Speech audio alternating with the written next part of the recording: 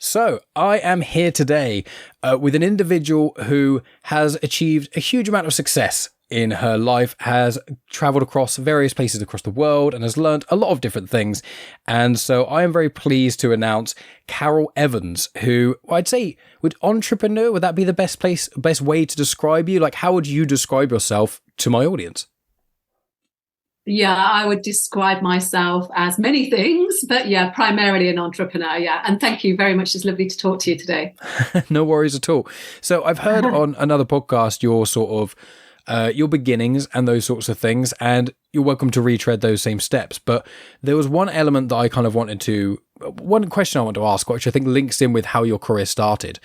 And you said that before you got into sort of business consultancy and ownership and being a full entrepreneur, you were really interested in musical theatre and the arts, and playing instruments and kind of doing things in the more arty kind of world, less so than the business world. So I wondered if you could tell us similarities you found between the business world in air quotes and the more musical creative world in air quotes, and the kind of connective tissue between them. And as you as an individual having such a passion for music, how that fostered your passion and success in the business world. Okay, well, I guess I didn't really realize that at first, any similarities. It's probably more so now that I notice that. So I'm really creative in business. So when I work with my clients or even in my own business, I don't tend to do what everybody else is doing. I look for the gaps, and I really do, to coin a phrase, look outside the box. And so I think the arty music side shows up for me in business in terms of the creativity, but also I guess in terms of visibility, speaking, there's a bit of drama in that and the performance of putting on the business. That when I first set up in business, I worked in hotels, and hotels have to put on a show. They have to create an environment that people want to stay in, relax in, enjoy, etc. So I guess there's similarities in that respect. But more recently, I have actually introduced a photography and video element to my business. So that enables me to be completely creative. I do also do quite a lot of speaking, which I suppose links back into the whole performance and drama side of things.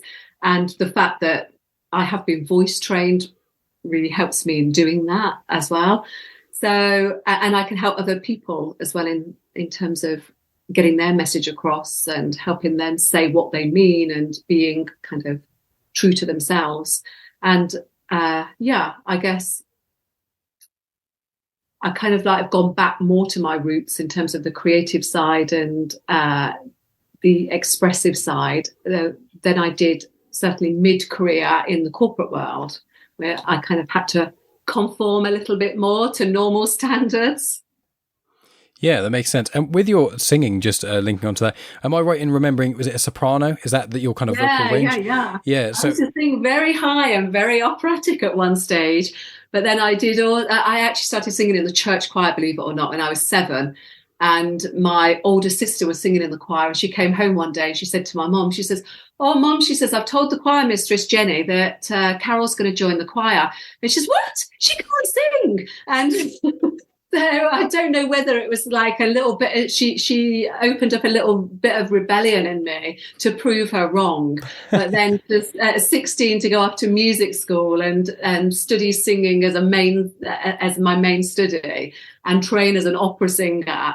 But then I did also sing in a jazz band and also then trained to turn that into musical theatre as well. So, but yeah. Kind of like can sing. I used to be able to sing very high. I can't now, but I can't sing, unfortunately. It's everybody can sing. I can sing. Okay, low. I can sing baritone, kind of low stuff. I want to sing really high. Yeah. I like singing high, but no one else likes me singing high. That's the crux of it. So I sound my best when I'm singing quite low and standard stuff, but I really want to just hit all these high notes. I want to sing like really high Muse songs and stuff like that, which I can't hit those notes. So it just sounds awful. But with your I'm intrigued because I've not actually spoken to many people about studying music and studying like performance. So I am intrigued in that element of when you did study that at, did you say university? And you like when no. I was college. just yeah. So I was going on to musical theatre school, which I ended up not going to. Right, So I see. this was like a foundation music course. So yeah. And what about like when you were doing I that? studied. Yeah. Sorry, when you were doing that, like what is it that one studies? Because obviously, when it comes to say playing an instrument, that's one element that is more easy to visualize how one would study that. But when it's singing and things, especially opera, like how was that for you? And I assume then the way that you studied, I assume is kind of in hindsight was kind of showing how you would study in sort of the corporate world, I imagine, because it's the transferable skill almost. If you can hunker down and you can figure things out and you can take your own time to kind of discipline yourself, I assume that's a transferable skill to the business world as well.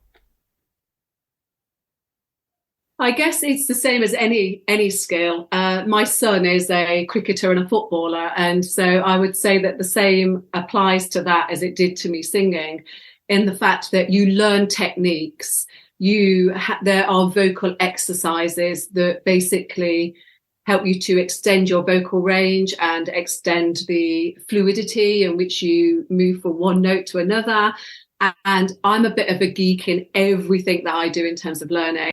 I study all the time, and I practice. So when I was being taught singing, I would, the same as with a musical instrument, because I used to play the flute and the piano as well. And I'd just practice a phrase over and over and over again from a technical aspect. So if you've got to go from a low note to a high note, you'd practice that transition over and over again. And one of the things that helped me in terms of doing that was that then when I came to do a performance, I didn't have to focus on the technical aspects at all, because they became so innate to me. All I had to focus on was the performance, was the drama, was the emotion that I wanted to create through the performance. So yeah, you have to learn all about breathing techniques, and different exercises, but also music interpretation, and how you can do that. So there's also lots of other things when you're opera singer, like singing in a foreign language. Oh, good point. So, I don't know how to speak Italian, but I can sing in Italian. My fiance is actually half Italian, so I'm myself learning Italian at the moment. But I think if I listen to opera, okay. I wouldn't be able to translate it, and I can't speak that well. I can teach you a song. Thank you. So linking in sort of, you've traveled quite a bit, and one of the anecdotes you provide is I think a spa that you were going to be starting in Ireland, and then it kind of more came to fruition in the US. I wondered if telling us that anecdote and linking that in with how your travel across those two places, but also the wider world, how that has impacted your business mind. Well, I guess first of all, what that business was. It was actually my first business. So I was in the corporate world. I was a director for the Priory, and I could see an opportunity to develop a service that was non-kind of medical, clinical based, and more therapeutic in a spa-like environment. And my feasibility studies took me to Ireland, and I basically spent 12 months searching for a premise and 12 months also searching for funding. And that's how I ended up in the States. So I didn't take the business to the States. I actually raised funding, and it's actually from George Bush's personal banker Oh, wow. that I got my first funding offer.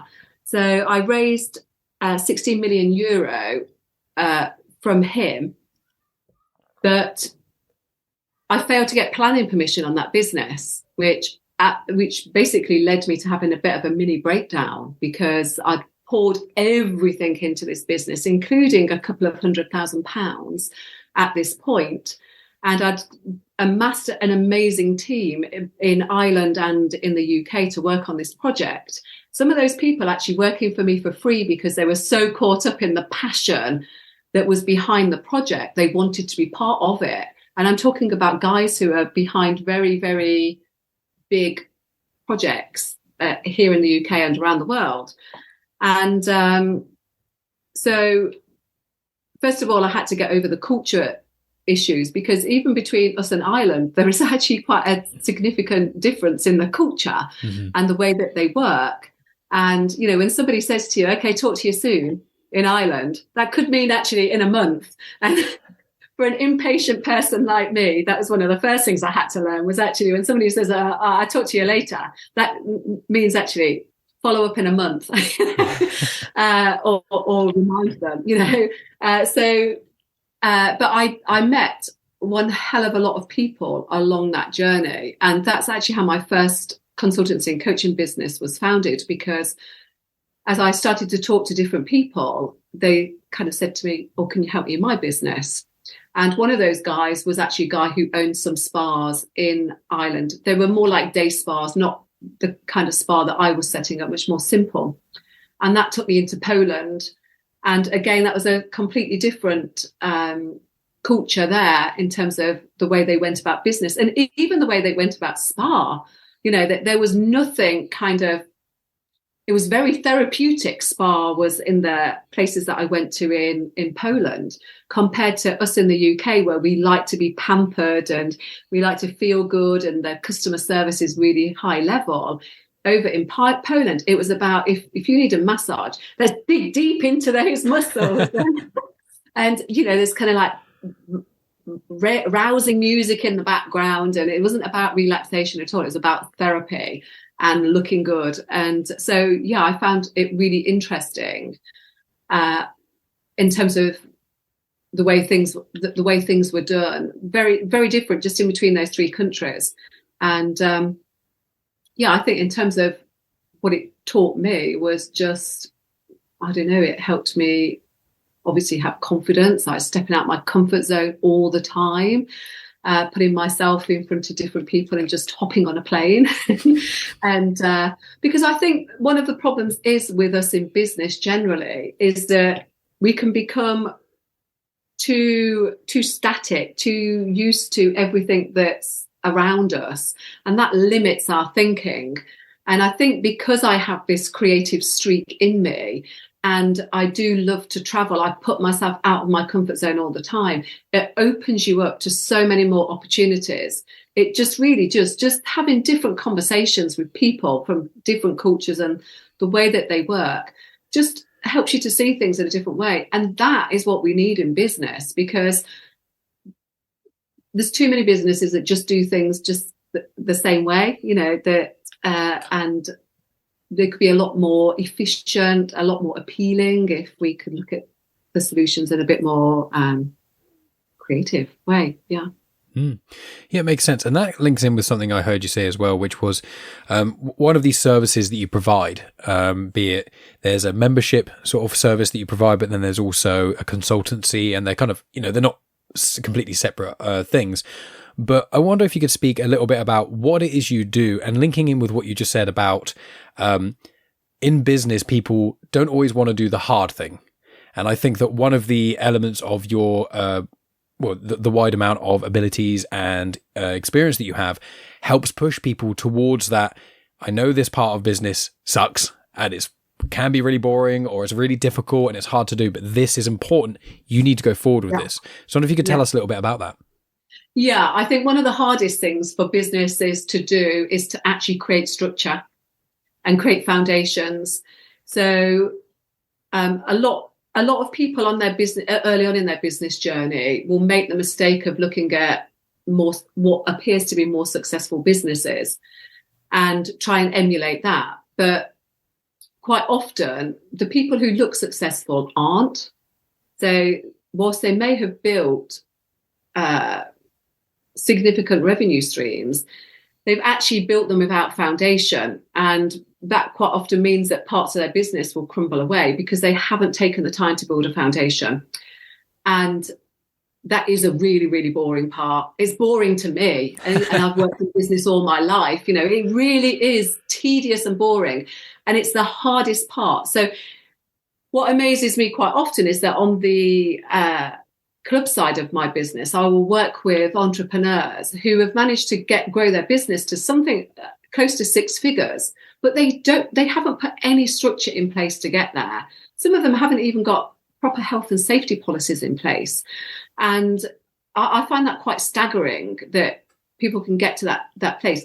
But once you get to about that, you can earn about that type of revenue on your own, but then you have to start employing other people. And that's where it gets difficult, because people will just start, I need an administrator. Let's just bring in an administrator. And, I need another person to help me actually deliver the goods. But they do it before they've created proper processes, before they've created their standards, their customer service, all those kind of elements, as well as all the financial aspects of it. And you have to do that. And it's a really, really difficult time. And it's also almost a time where you go backwards, because when you're developing your business, you will be highly profitable, especially if it's almost like a one-man band. And then you have to start putting resources in to support you, bring in people, bring in extra equipment, perhaps facility, and your profitability can drop right back. And that's a real testing time, because it's also testing in terms of actually getting the right team, getting the right people, hiring for attitude, not ability, not skills. And, you could find that you're recruiting the same person every couple of months because, you haven't got the right one. And that's really frustrating. And sometimes businesses can bounce right back and say, it's okay, I'm going to do it on my own. It's easier. And so, I think the biggest mistake that companies make is growing before they've created the foundation. And the foundation is, as I say, tedious and hard work. But once you've got that foundation, it's so much easier to scale up. And scaling up is where the real pleasure in business happens. The actions you take are no harder to actually run a really successful multiple six-figure business than they are to run something that's under six figures. That's where it's hard work and where the struggle is. Yeah. It's the expanding too quickly is an element, but also not expanding quickly enough and becoming overwhelmed by things. And I work in insurance, so I work for a broker, which is not the most exciting job in the world, but it pays the bills. But it's something that's given me an insight into a lot of the behind the scenes of going on, like in a lot of businesses, especially some of the smaller side of businesses. And then, you see a company and you're just asking for very simple standard information, like this driver's driver license, what is it? And they struggle to even find that. And then there's little signs and you go, how long is this business going to last if the most simple thing of just being somewhat organized and having decent digital or physical filing, or usually both, how simple that might be. And then often I see clients that are like that. And then I've been working there for nearly 6 years. It's around the time I started my podcast, funny enough. I had a break from work for a bit. I needed a break from just working in general. I had 2 months off, started the podcast, then started my job in insurance. And so in that, I found that, there are so many companies that I saw and I was like, you're not organized in this way. You're not organized in this way and this way. And then a few years later, they end up collapsing, their assets being liquidated and things like that. So with that, with someone such as yourself who is passionate about business, obviously we've just discussed a few things that aren't quite as exciting, but what is it about working in the industry that you do that you really find ignites that fire beneath you? What's the thing that really drives you when you're doing these kind of things? And I know it's something quite positive and I like, I've heard it before, but I like hearing it. The thing that actually drives me is that I'm driven to try and create more business success in the world and help businesses to survive. There's way too much business failure, way too much struggle in business, and there doesn't have to be. And I believe it's businesses that will help change the needle on the economy, not just in the UK, but across the world.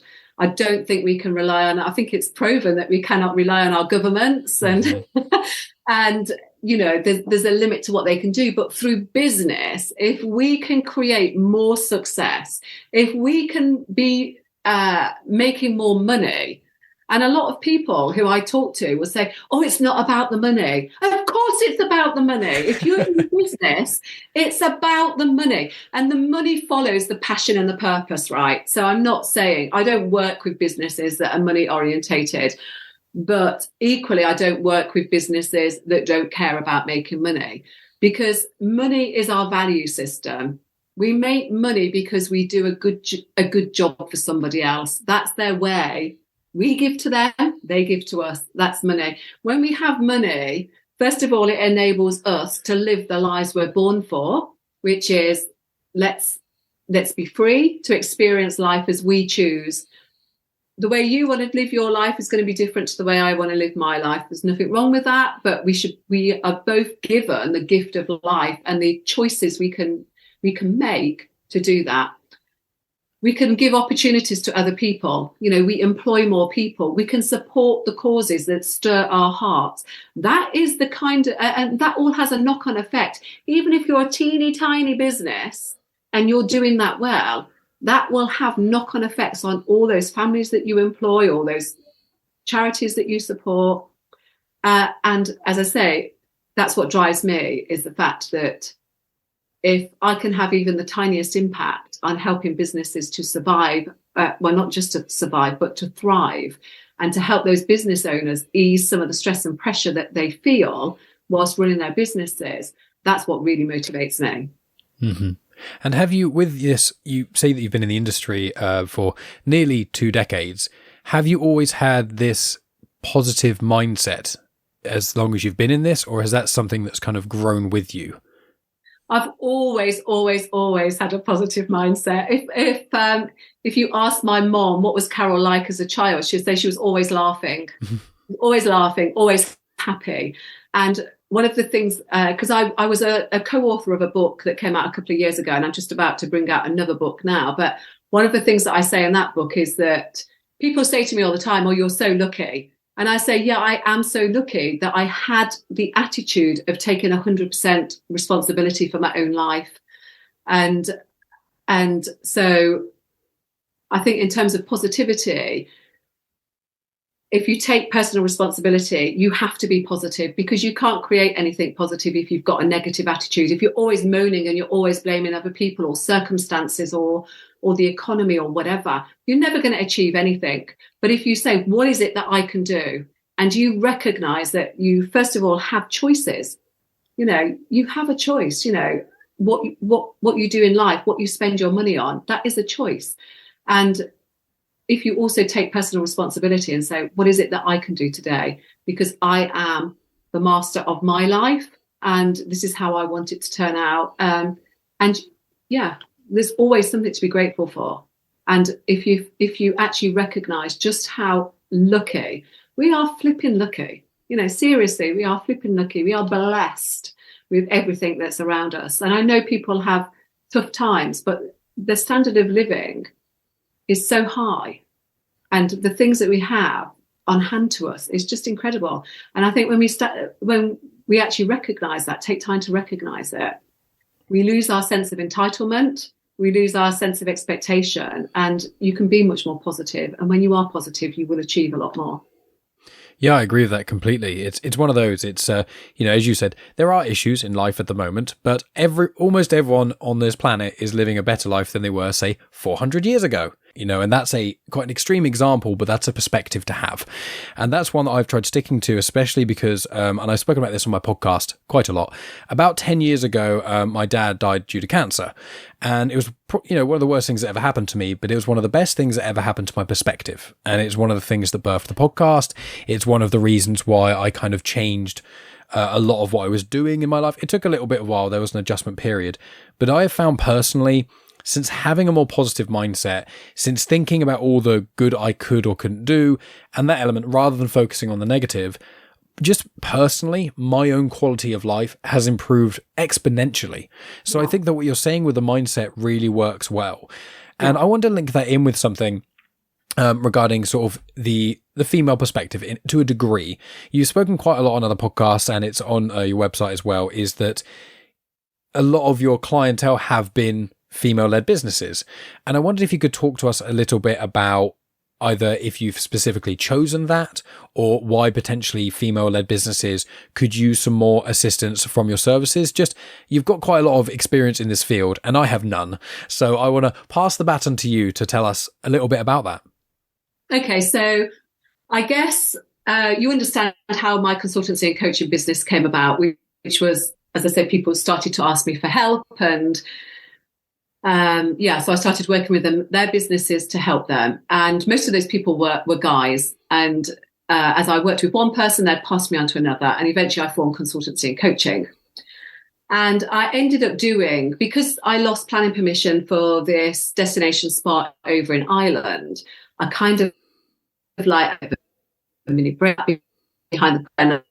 I was working on other businesses, but not really putting myself out there. That, I was just spending every other hour working on their businesses. And then one day I happened to just come across this report, and I can't remember where it was, but I never forgotten it. And it said that businesses owned by women tended to underperform in terms of in areas such as growth, revenue, and profit. And I couldn't believe it, because I'd been so deep in business all of my life. I just couldn't understand why that would be. So I started having conversations with female business owners, and I was talking to them about things like end of month analysis, goal setting, cash flows, forecasts, and so on, and key performance indicators, and lots of other things. And they were looking at me blank, and they were just like, we don't even know what you're talking about. Some people were even like, well, what is profit? And understanding the difference between profit and cash, and so on and so forth.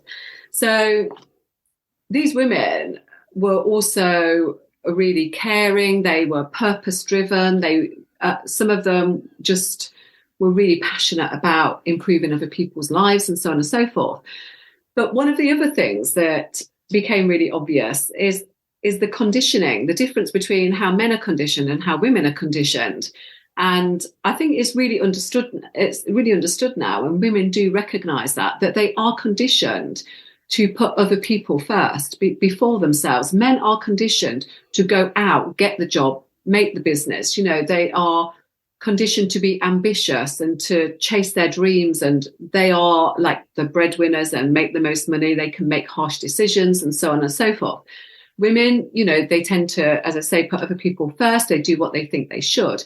And even the women who have successful careers, like even if I look at myself through my corporate career, I took quick advantage of any opportunity that was in front of me. And I did really, really well in that respect. I progressed really quickly from one job to another and one promotion to another. And I ran this program in one of my corporates for the government that was to help people out of work get back into work, people who had been off sick. And many of those people were very, very successful women in corporate roles. And they'd been off sick sometimes for about 2 years. And when we actually dug down deep with them, there was kind of like this really disconnect between what they were doing and why.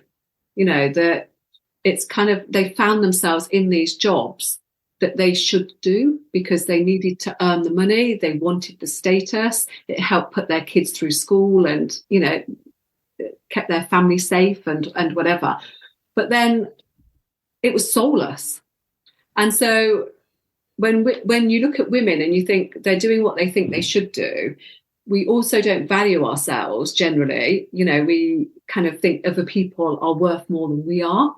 And again, that's part of our conditioning. And we don't invest in ourselves. So if I said to you, this is what you need to make your job or your career or your life better, you are much more likely to spend that money on you than your wife, because she would be thinking, oh, I could spend that money on my children or on the house or on my husband or whatever. And so we miss out a big part of our education. We set up in business because we want to make a difference, but we don't invest in the skills that we need because we don't know what we don't know. And all of those things I've already spoken about. So Planet Peacock was actually born from that one little bit of report that I read. And I just was passionate about making a difference and being able to show these women really how they didn't have to lose all their femininity. They didn't have to lose caring and supporting and loving people. They didn't have to lose any of that. They just had to get smarter in terms of saying it's okay to charge what I'm worth. It's okay to charge profitable rates. I don't have to give more than I get. And it was just about really helping them to master the skills that they need and the mindset that they need in order to make their businesses more successful. And it links in with what you were saying slightly earlier in the conversation as well, which is when you become a business owner, when you go from being, an independent sole trader to having actual employees, with what you were saying with, generally women having a more selfless aspect or trying to worry about other people. One thing that you highlighted, which I would ask you to elaborate on, is the idea where you can still have that exact mindset, but you just change your perspective a little bit. So if you're thinking only, I want to help others, so I'm not going to invest in my business, you have to think of it like, but if you invest in your business, your family will be better off, you'll have jobs for other people, and the service you're providing is going on more. So obviously, I don't want you giving out all your business secrets on this podcast, but what if you could just explore that element a little bit more for us? Yeah, I guess it all boils down to the fact that nobody can rate or love you more than you do yourself. So if you don't rate yourself, you're never going to earn the type of money that you need and deserve. You have to believe in yourself. And I think going back to why you're doing what you're doing, what is the reason? What is the benefit? The reason businesses exist is that they solve problems. They make life better or more pleasurable for people. And when you do that, you have to accept the value in return. So it's about focusing on the difference that you make and believing in yourself. Other people aren't going to believe in you if you don't believe in yourself. So you have to believe that it's possible, that you do deserve it. And then you just have to accept it and you have to make a choice. And that's as simple as it can be.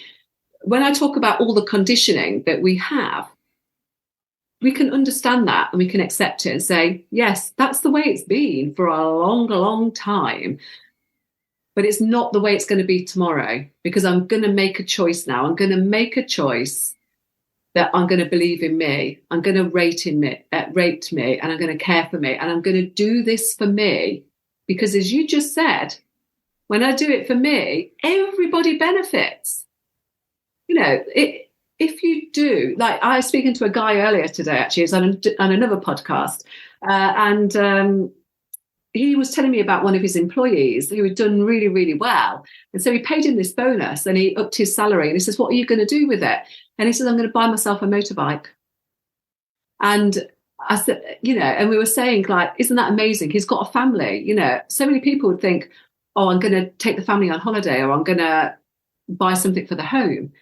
And I think it's dead right what he did, because every time he gets on that motorbike and he's driving down those amazing winding country lanes and he's feeling the air in his hair, or whatever, he's going to think of his boss. He's going to think of the performance that he's done that's led him to that. And the fact that he's been able to treat himself means that he will not end up begrudging working really hard for other people. Because that's what happens, isn't it? You work your fingers to the bone and you think, well, what is it all for? Mm-hmm. There has to be a benefit that you can enjoy. So just going back to what I also do with clients is I get them to envision what they want for their life. So I don't start with business. I actually say, how do you want to live your life? Because if you talk about business success, that's about living life the way you want to, with joy, with enough money to have the freedom to do the things you want. So what do you want for your life? And so then what does your business need to be to give you that? And then we reverse engineer from there. So does that answer the question? Because I can't. It does. No, it does. And it links in with another point I was going to ask about, which was you made a comment in a prior podcast about, in theory, everyone could be a millionaire. It's just that not everyone is willing to put in that amount of effort. So I wonder if you could link that in with what you just stated. Yeah, I think there are roadmaps to success, and if you follow them, you will create success. But the real fact is the fact people don't want to sacrifice living life today for benefits they're going to receive tomorrow. And that is a personal choice. When people go into business, I always ask them where they want to take it, what is their exit strategy? Because I don't work with people and say, oh, you want to be a 7-figure business. They might want to be a a 5-figure business, that's fine. That's absolutely fine. But I think it's being really clear on what you want is so important, because it just becomes a stress otherwise. You've got to be a millionaire and to raise that much money in your business. You have to run your business in a certain way. You have to structure it in a certain way. You have to use other people. It's very difficult to make $1 million just on your own. None of us are islands. We all need other people. And, some people don't want to bother doing that. Some people want to merely have the freedom and flexibility that their own business brings, but be able to replace the income that they had from their workplace. That's fine. I don't have a problem with that, because the way you work with that person is completely different to the way you work with somebody who says, actually, I want to earn $250,000, $500,000, or $1 million plus, or 8 figures, 9 figures. The actions that you take will be completely different. So it's really important to know what it is you want from your business, and then make sure every single decision that you make, you ask yourself, does this take me closer towards that goal? Does it keep me where I am, or does it take me off in a completely different tangent? Mm-hmm. Yeah, and it's one of the other things that you said, my piece of advice is linking what you've said there. You need to have clear and concise aims. And one element that you mentioned as well is a to-do list. Now, I myself am a big proponent of lists, be it physical or on my phone. On my phone, I've got like 1,000 notes of just random things I've listed. And all around me, I've got notebooks that are filled up with guests for podcasts or notes or these sort of things. So I wondered if you could just say, I love, there's so many guests I've had that are, successful is an odd term, but using it in this sort of sense, that are successful in their own right. I've had so many different guests, published authors, have been on the New York Times bestselling list, entrepreneurs, people who've made lots of money, people who've just traveled the world. And almost unanimously, they all say, you need a to-do list. So I just love hearing that sort of that confirmation of my own opinion. So what if you could just agree with me on that point of the importance of a to-do list and concise goals? Because it's just so important in any way, I think. It is absolutely, absolutely, absolutely vital. And there is a lot of people who will say things like, when it comes to New Year's resolutions, I don't set them anymore because they don't work. I don't set goals because they don't work. The reason the goal setting doesn't work is because you are setting goals to please other people. Mm-hmm. When you set goals that are in total alignment with what you choose to do, and by the way, I call my to-do list a choose-to-do list. Oh, nice. That's good. Yeah. Because a to-do list makes you feel you've got to do it, whereas I'm choosing what I want to do. So, choose-to-do list. So goals don't work if they're driven by what you feel you need to achieve. If somebody says to you, you've got to give up smoking, you're never going to do it. It's never going to work, whatever goal you set, until you actually say, my goal is I want to give up smoking, and you actually really want to do it. Then you can achieve it. So, being really, really clear on what your goal is. And it should be linked, as I say, to what your vision for life is. And you reverse engineer from it. So you have your goal in mind. And in terms of a to-do list, I will block out time in my schedule to do certain things at certain times. So I won't plan specific tasks too far ahead of time, but I will block out time. This is the time when I'm writing my next chapter in my book. This is the time when I'm planning the business, revisiting the strategy. This is the chunk of time where I'm analysing performance. This is the time where I'm meeting with clients. So I will chunk out time and keep it, I try and keep it in a regular pattern, but it doesn't tend to work that way in my life. But I will chunk out that. And then I will have a list of actions that I have to do. One of the things that I try and do, so I like paper, I like paper diaries and not paper diaries so much, but paper diaries in terms of my to-do list each day. But what I will also do is I will just get a piece of paper where I will list every single task that I've got to do. I can't possibly fit that into a day or a week. But when I'm looking at it, when I'm planning my week ahead, I just bring another piece of paper on top of that and bring forward the key things that I've got to do that week. What is the most important thing that is going to move the needle on my business this week? And which slot does it need to go into in terms of those blocked out chunks of time? And I don't even look at the rest of it because it's too intimidating. You look at it, you think, oh, get that done, you know. But if you're only looking at, here's the 3 most important things I'm going to do today. Most people overestimate what they can do in a day and they underestimate what they can achieve in a year. So if you can set goals and you can reverse engineer and just focus on what you've got to do this quarter and then what that means you've got to do this week and what you've got to do tomorrow, you are more likely to actually make progress than anything else.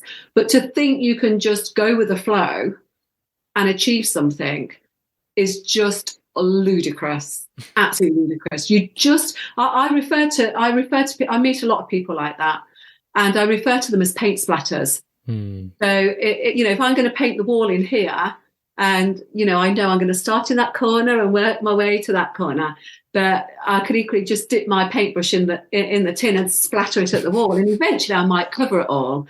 But that's what it is. You end up being busy. You end up using loads of energy, working all the time, but not actually making any progress. It's just going off all over the place. So, get those goals and definitely to-do list. Mm-hmm. Choose to-do list. Yeah, I've written that down.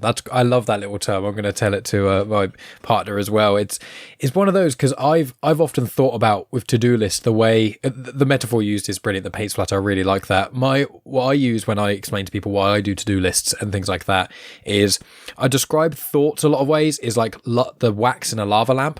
So it's just this weird amalgamous thing, but you've got about 100 things going on at once. So if you imagine a giant lava lamp with 100, you can't differentiate what's what. You can't see what the important one is, but writing it down physically or on the computer, I personally am a notepad person as well. I like a pen and being able to annotate and scroll all over it. When I do that, it takes one bit of one of those coloured waxes out and it puts it straight on the page.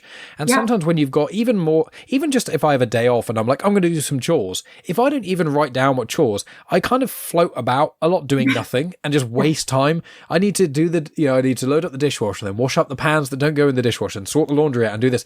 But because I'm just I do one thing and I just kind of look around and I'm like, I guess that thing next. Yeah. And even doing that is a waste of time, knowing if there's something upstairs that's far more pressing and important. So I think it's just kind of getting rid of the inner static almost in your own mind, being able to translate these ethereal thoughts into concise, easy to understand things. So even if you're having a bit of a bad day or if you're having a good day, anything's distracting you get a phone call you don't expect or an email, you can lose that sense of focus, even if you're one of the most focused people there are. But the pen doesn't lie. If you've got it in front of you, wherever your mind has gone to, you can bring it back to that. Oh yeah, I like that. Yeah, and so I agree completely with everything that you're saying, and even from this small conversation alone, I'm sure my audience can tell that you are a fantastic business consultant and you know exactly what you're talking about, which there was no doubts on my part, but I want to make sure the audience were. We will start to wrap up here, but I want to ask about your book, obviously both your books. So how was writing? Because I've spoken to quite a few authors and I just love hearing people's writing method. I assume that you've been writing non-fiction as opposed to fiction, which I've spoken to quite a few people doing that as well. How did you find writing your first book as an experience, and what have you learned from that in writing your second book? Okay, the first book I was a co-author, so there was 9 other ladies that wrote a chapter in this book. Mm-hmm.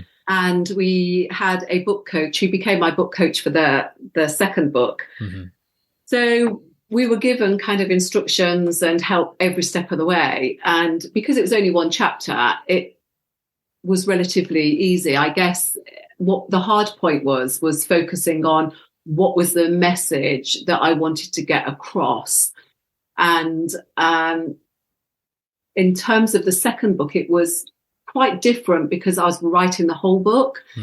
So it was about setting out the plan, exactly the same as being in business, really. It was about kind of like creating the objective. How do I want people to feel as a result of reading this book? What state are they in at this moment in time? And what state do I want them to be in after they finish reading my book?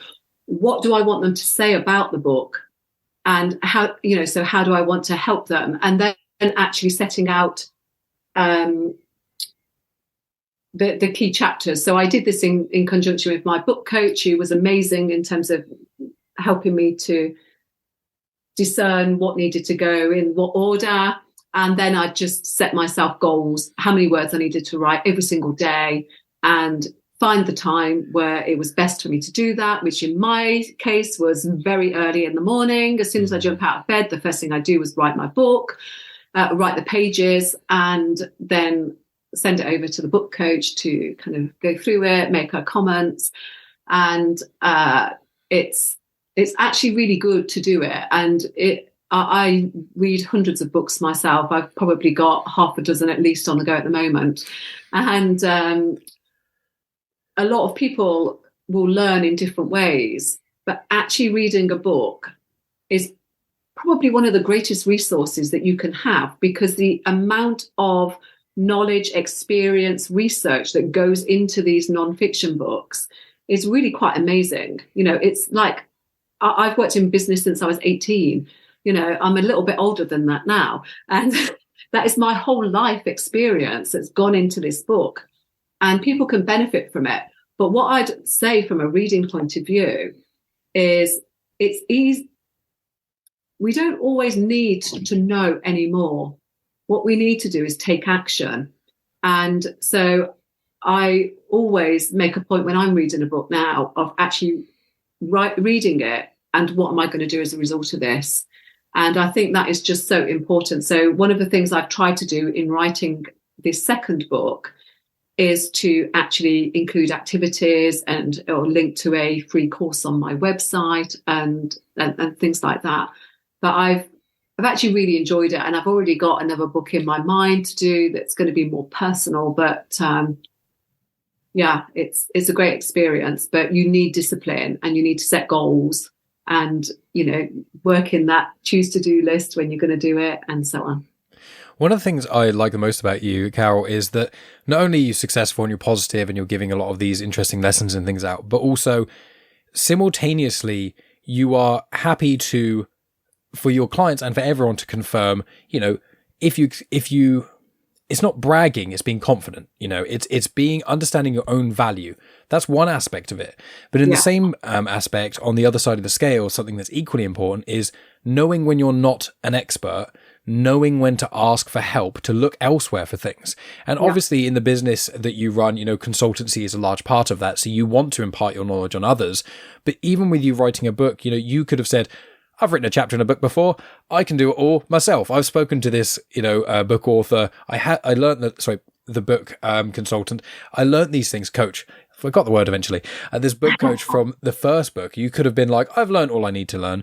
But you're going into something which you are not an expert in, and you are accepting help from someone and is helping you be better. And I just really think that all of the lessons you've imparted on both myself, but also the audience, of all of these things of just knowing your own value, both in a way of knowing what you can achieve, knowing what your potential is, but also knowing when you need to look elsewhere, when you need to extend the olive branch. And if more people were like that across the world, in business and out of business, if people were just more like that and more reasonable with their own value, the entire world would just completely flourish, I think. So I thank you for that perspective. Yeah.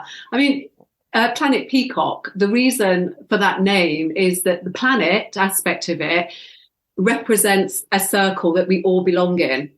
And it represents the fact that no one is above us, nobody is beneath us. We all just exist together. And the more we can focus on our own skills, our own abilities, the things that actually ultimately bring us the most joy in terms of what we do, we first of all encourage other people to do the same. But we recognize also that we don't, as you say, we don't have to be great at everything. There's loads of stuff I'm rubbish at.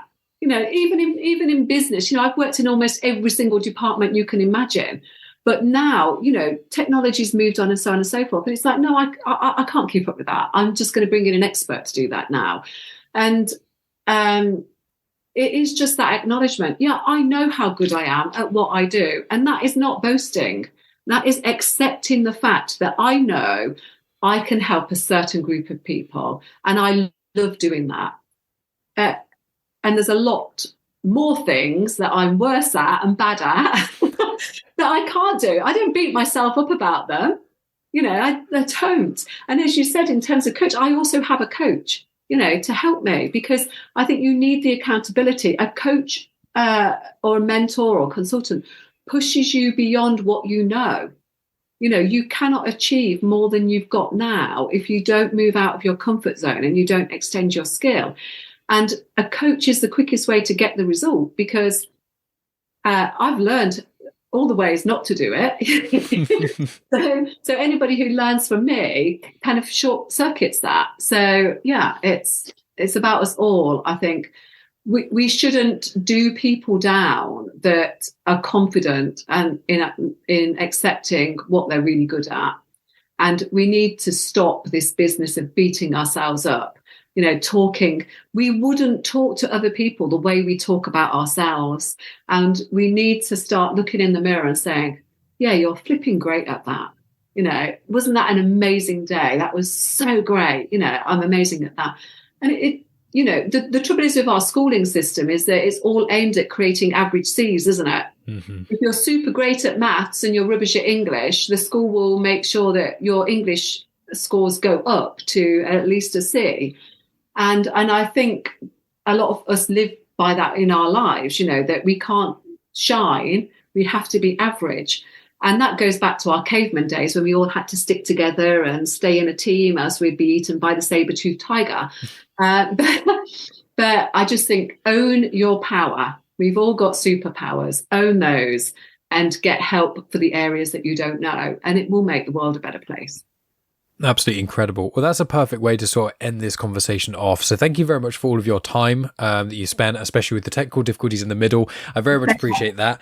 And so wrapping up then, please tell us, I'll put notes in the show notes as well, etc. But please tell us the book that you co-authored, anything you can about the book that you're writing at the moment, if you have a vague idea of when it's coming out. I know specific times are always tricky when you're a prospective author.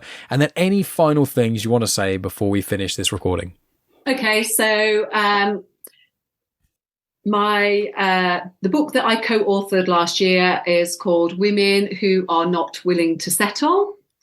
And you can get it on Kindle very cheaply, or you can get it on Amazon, or you can actually contact me and I will sign a copy and send it to you. And they're all great little stories. And I'm sure there is a story in there that will appeal to everybody because they're very diverse. Mine is the only business story in there. Other stories are very different. My next book, which is called Limitless Probabilities,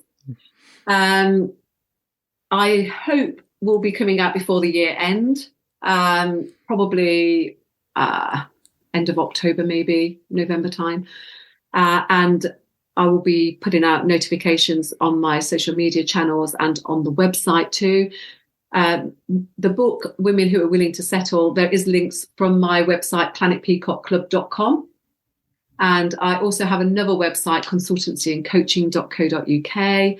I am on Instagram. I am Carol Evans, as well as Planet Peacock Club. And I'm on Facebook, Consultancy and Coaching, LinkedIn as Carol Evans. And my business is on there too. Lots of places. Where can't you find you is probably a better question. I am everywhere. Well, no, I'm not everywhere, actually. No, I should be a lot more in a lot more places. But anyway, yeah, there's lots of places there that you can find me. I love to chat to anybody anytime. So if anybody wants to have a conversation, just book in a call and happy just to chat. Wonderful. Well, thank you so much again for your insight, your positivity, and just everything you're bringing both inside and outside of the business world is hugely appreciated. And I know that your enthusiasm is genuinely inspiring. So just thank you so much once again for this great conversation. I really appreciate it. And thank you so much, Mike, for chatting with me. It's been amazing to meet you and talk to you. Thank you.